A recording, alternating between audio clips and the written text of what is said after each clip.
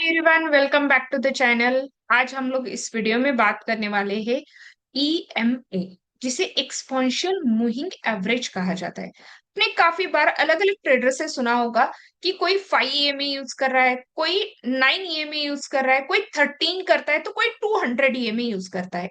हर एक ईएमए का काम अलग अलग होता है। मार्केट में एवरी ट्रेडिंग स्टाइल में इसे अलग अलग तरीके से यूज किया जाता है। ईएमए, एक्सपोनेंशियल मूविंग एवरेज, ये इंडिकेटर किस तरीके से यूज किया जाता है, कौन से ट्रेडर्स को कौन सा ईएमए यूज करना है, ये आज हम लोग इस वीडियो में बात करेंगे। देखिए, सबसे पहले तो एक्सपोनेंशियल मूविंग एवरेज ये आपको बताता क्या है। जब आप इसको ट्रेड करना चाहते हो या किसी भी चार्ट पे प्लॉट करना चाहते हो, तो पहले तो याद रखना, ईएमए आपको ट्रेंड का आइडिया दे सकता है कि मार्केट में उस स्टॉक के अंदर कौन सा ट्रेंड चल रहा है। जनरली ये ज्यादातर केसेस में अप ट्रेंड और डाउन ट्रेंड का आइडिया देता है। लेकिन अगर मार्केट साइडवेज या चौपी है, तो ये फ्लैट तरीके से ट्रेड करता है। तो आपको पहले तो याद रखना है कि ईएमए का पहला फंक्शन है कि आपको ट्रेंड आइडेंटिफाई करने में हेल्प करे। उसके बाद जैसे हम लोग ट्रेंड आइडेंटिफाई करते हैं, तो कुछ ऐसे भी ईएमए होते हैं जो पुल बैक या सपोर्ट या रेजिस्टेंस को देखने में यूज होते हैं। कि कोई स्टॉक है, अगर सपोर्ट पे आता है तो वो ट्राई करता है वहां से पुल बैक, मतलब ऊपर की तरफ रिवर्सल लेने का। अगर कोई स्टॉक है रेजिस्टेंस के पास, तो वो काफी बार रेजिस्टेंस से नीचे गिरने का ट्राई करता है। तो कुछ डायनेमिक सपोर्ट और रेजिस्टेंस देखने के लिए भी हम लोग ईएमएस का यूज करते हैं। उसके बाद सबसे इंपॉर्टेंटली ईएमए के अंदर होता है क्रॉसओवर्स। देखिए, अगर आप ट्रेड कर रहे हो, तो काफी अलग अलग ईएमए के सेटअप के साथ हम लोग वहां पे बाइंग सेलिंग एंट्री एग्जिट के सेटअप्स बनाते हैं, depending on the crossovers. Positive crossover हो रहे, काफी बार हम लोग उसे गोल्डन क्रॉसओवर बोलते हैं। निगेटिव क्रॉसओवर हो रहे, उसे हम लोग डेथ क्रॉसओवर बोलते हैं। हर एक अलग अलग इंडिकेटर्स की अलग अलग सेटिंग्स होती है। मल्टीपल क्रॉसओवर्स को यूज किया जाता है मार्केट में। हम लोग आगे चल के इसके ऊपर एक क्रॉसओवर का वीडियो बनाएंगे, बट अभी के लिए हमें आज की इस वीडियो में समझना है ईएमए होते क्या है, कौन सा ईएमए किस जगह पे यूज किया जाए। जैसे मैंने कहा, क्रॉसओवर ट्रेंड फॉलोइंग के लिए, सपोर्ट रेजिस्टेंस का पुल बैक देखने के लिए यूज किए जाते हैं ईएमए, जिसे एक्सपोनेंशियल मूविंग एवरेज कहा जाता है। अब ये जो ईएमए या एक्सपोनेंशियल मूविंग एवरेज है, ये कहाँ पे और किस जगह पे यूज करना चाहिए। देखिए, कोई ट्रेडर इंट्राडे कर रहा है, स्विंग कर रहा है, या फिर कोई ट्रेडर पोजिशनल ट्रेडिंग कर रहा है, तो आपको आपकी ईएमए की सेटिंग पहले डिफाइन करनी पड़ेगी। फॉर एग्जाम्पल, देखिए, इंडिकेटर्स के अंदर ईएमए जो है हम लोग सिंगली यूज नहीं करते हैं, बिकॉज ये प्राइस के साथ तो चलता है, but it is a little lagging. It is a little lagging indicator, जो आपको थोड़ा सा किसी भी सिंगल सेटअप के साथ नहीं यूज करना है। इसे कॉम्बिनेशन में अदर इंडिकेटर के साथ यूज किया जाता है। बट इसे यूज करने से पहले हम इसके 3 टाइप्स की बात करते हैं, ताकि हम लोग समझ ले कौन सी ईएमए को कहाँ पे यूज करना है। फर्स्ट होता है फास्टर ईएमए या फास्ट ईएमए जिसे कहा जाता है। देखिए, ये जो फास्ट या फास्टर ईएमए होते हैं, इसमें कौन से ईएमए आते हैं। ऐसे ईएमए जो जनरली स्कैल्पर्स यूज करते हैं। स्कैल्पर मतलब ऐसे पर्सन जो कुछ सेकंड्स के चार्ट्स पे जाके ट्रेड करते हैं, तो उनके लिए फास्ट ईएमए की जरूरत होती है। या फिर मोमेंटम ट्रेडर, बट वो शॉर्ट मोमेंटम ट्रेडर होते हैं जो इनका यूज कर सकते हैं। या फिर लास्ट में इंट्राडे ट्रेडर। ये 3 तरह के ट्रेडर फास्ट ईएमए का यूज कर सकते हैं। फर्स्ट ऑफ ऑल तो याद रखना, फास्टर ईएमए जो होते हैं, ये क्विक सेटअप्स देते हैं। अगर ये क्विक सेटअप्स दे रहे हैं, तो उसको हम लोग यूज करते हैं मोमेंटम फाइंड आउट करने के लिए, शार्प एंट्रीज को फाइंड आउट करने के लिए विद इंट्राडे सेटिंग्स। कैसे ईएमए के सेटअप्स लगाने, इसकी बात हम लोग लास्ट में करेंगे। तो पहले तो याद रखना, स्कैल्पर, मोमेंटम ट्रेडर और इंट्राडे ट्रेडर फास्टर ईएमए का यूज करते हैं। कौन से ईएमए है जो फास्टर यूज किए जाते हैं। फर्स्ट आता है इसमें 5 ईएमए, 5 ईएमए क्लोजिंग बेसिस पे। याद रखना, 5 ईएमए आता है इसमें। सेकंड, इसके अंदर आता है 9 ईएमए। इसके अंदर आता है आपका 13 ईएमए। और उसके साथ साथ यहाँ पे याद रखिए 5, 9 and 13 EMA, these are the faster EMA, जिनको हम लोग ज्यादातर केस में इंट्राडे में यूज करते हैं। 9 EMA is also a trend follower, जिसको क्विक सेटअप्स में फास्टेस्ट मूविंग एवरेज की तरह यूज किया जाता है। उसके बाद आते हैं मीडियम टर्म के ईएमए। देखिए, मीडियम टर्म के ईएमए में वो ईएमए आते हैं जनरली जो थोड़े से लॉन्गर लेंथ के होते हैं। इनका काम होता है आपको ट्रेंड फॉलोअर मार्केट को दिखाना। जनरली ये ज्यादातर ट्रेंड फॉलोइंग के लिए यूज किए जाते हैं। तो ट्रेंड फॉलोइंग कहाँ पे की जाती है? ये की जाती है स्विंग ट्रेडिंग में, ये की जाती है आपकी इंट्राडे ट्रेडिंग में काफी बार। तो ये ज्यादातर यूज होगा स्विंग और इंट्राडे में। तो इसके अंदर कौन से ये में आते हैं? देखिए, अगर आप स्विंग और इंट्राडे कर रहे हो, आप इन सेम ईएमएस को स्विंग ट्रेडिंग के चार्ट पे आप यूज कर सकते हो। स्विंग में हम लोग ज्यादातर 4 आवर्स का चार्ट या फिर हम लोग 1 डे का चार्ट यूज करते हैं। याद रखना, हम इंट्राडे के लिए 5 मिनट्स या 15 मिनट्स का चार्ट यूज करते हैं। तो हम लोग इन दोनों केसेस में कौन सी ईएमए यूज कर सकते हैं? देखो, आप इसके अंदर यूज कर सकते हो फर्स्ट 20 ईएमए या फिर 21 ईएमए। दोनों वर्क करते हैं काफी अच्छा, ज्यादा डिफरेंस नहीं आता है दोनों में। दोनों के दोनों ट्रेंड फॉलोअर है, 20 एंड 21 ईएमए। सेकेंड, इसमें काफी सारे ट्रेडर 34 ईएमए, उसके साथ साथ 44 ईएमए भी यूज करते हैं। जो भी ईएमए बिलो 50 है, 50 या बिलो 50 है, वो सारे के सारे ट्रेंड फॉलोअर है और इनको यूज किया जाता है स्विंग या फिर इंट्राडे ट्रेडिंग के अंदर। ज्यादातर हम लोग इंट्राडे के अंदर सिर्फ 21 ईएमए को यूज करते हैं।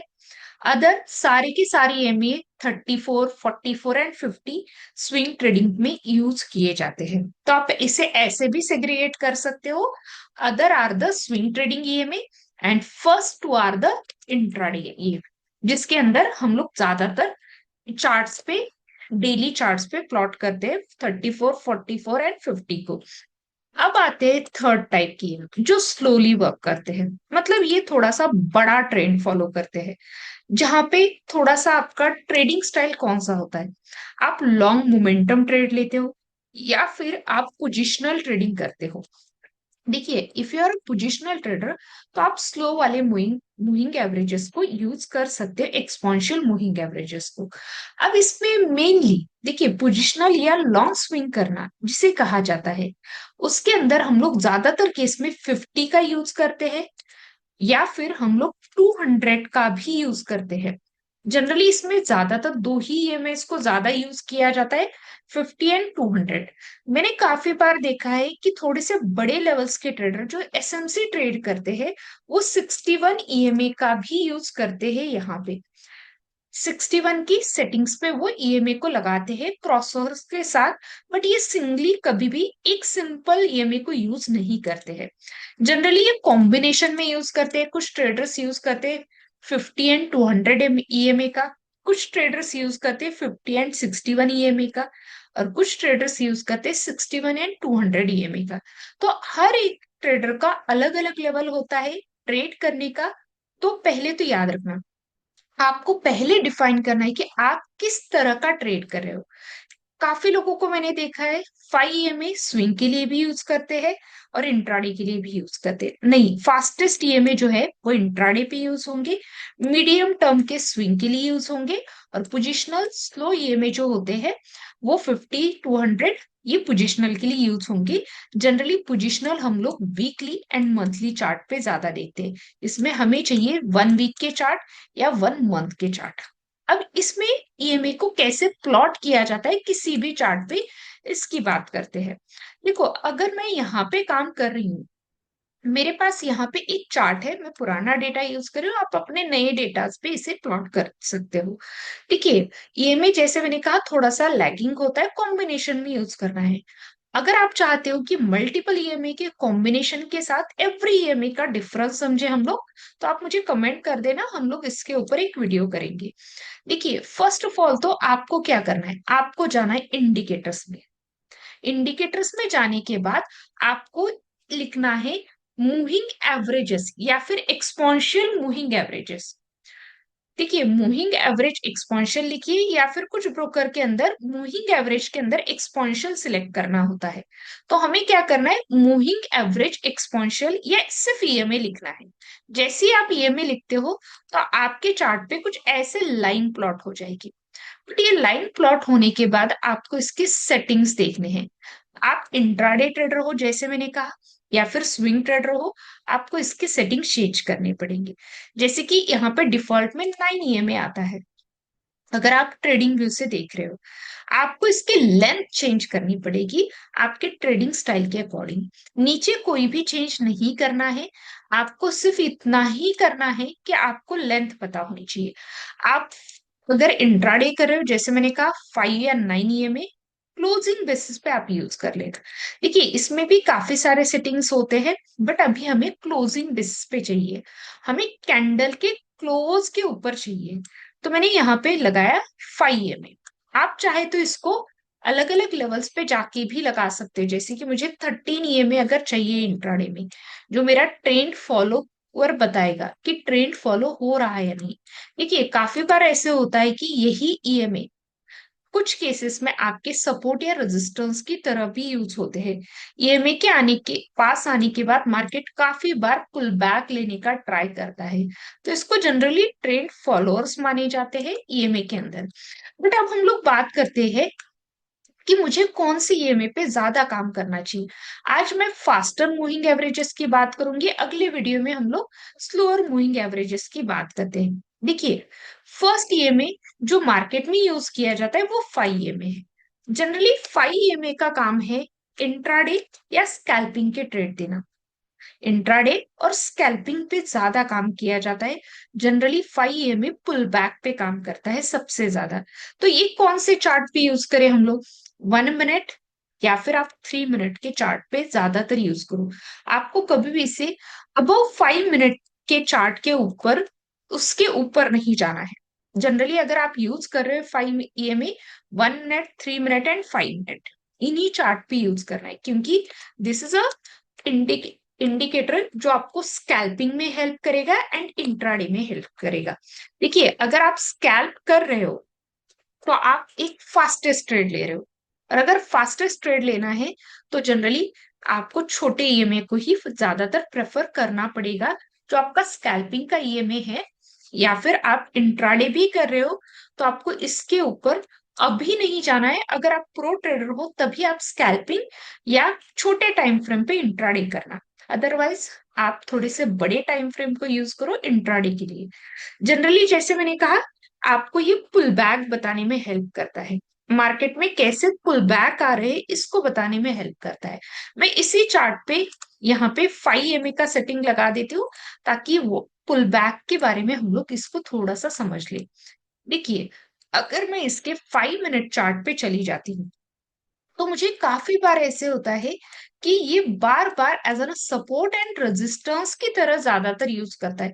अगर मैं इसे 5 मिनट्स पे लगा रही हूँ, ये मल्टीपल टाइम चार्ट्स के साथ ही चल रहा है। तो मुझे क्या करना है, इसको थोड़े से, अगर मैं स्कैल्पर हूं तो मुझे छोटे से टाइम फ्रेम पे यूज करना है। जैसे कि मैंने इसे 1 मिनट पे यूज किया। देखो, अगर 1 मिनट पे यूज किया है तो डायरेक्टली ब्रेक होने के बाद एंट्री मत करो। इसमें आप वेट करो पुल बैक का। पुल बैक का वेट करने का मतलब क्या है, पहले एक बार उसे ऊपर जाने दो, दोबारा नीचे आने दो, और उस वक्त ट्रेड ले लेना जब वो दोबारा टच करके ऊपर चला जाएगा। तब आपको बड़े मोमेंटम मिलेंगे किसी भी ईएमए के अंदर।